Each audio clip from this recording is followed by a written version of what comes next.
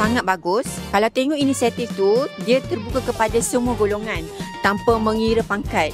So bagi saya, that is a very good lah. Macam contoh program hari ni, kita realise, oh sebenarnya bila kita pergi bakat, kita dapat satu peluang dan pengetahuan, ada peluang-peluang lain untuk menjana ekonomi, membantu pendidikan anak-anak. So sebenarnya banyak peluang yang kita boleh dapat bila kita bergiat aktif dalam bakat.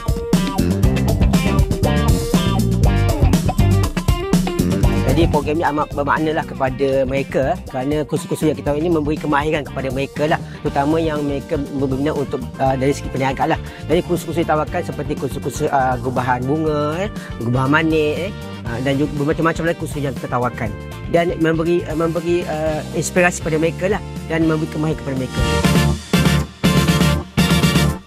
Pendapat saya, taklimat ini sangat-sangat banyak memberi penerangan dan maklumat lanjutlah kepada kami yang sebelum ini kami tak ada informasi tentang Yayasan LTAT. Kursus yang saya rasa paling bagus dan menarik adalah kursus masakan, kursus jahitan dan juga kursus makeup.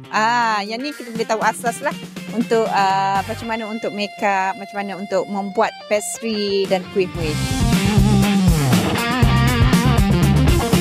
Seronok lah. Bila kita masuk dalam ini baru kita tahu banyak bantuan yang boleh kita dapat sebenarnya, program-program yang boleh kita ikuti walaupun kita ni isteri, sebagai isteri rumah aja. Kita tak perlu nak keluarkan modal yang tinggi pun sebenarnya.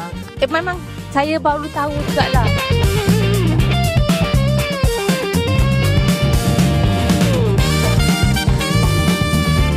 Jom sertai K2T. Yeay!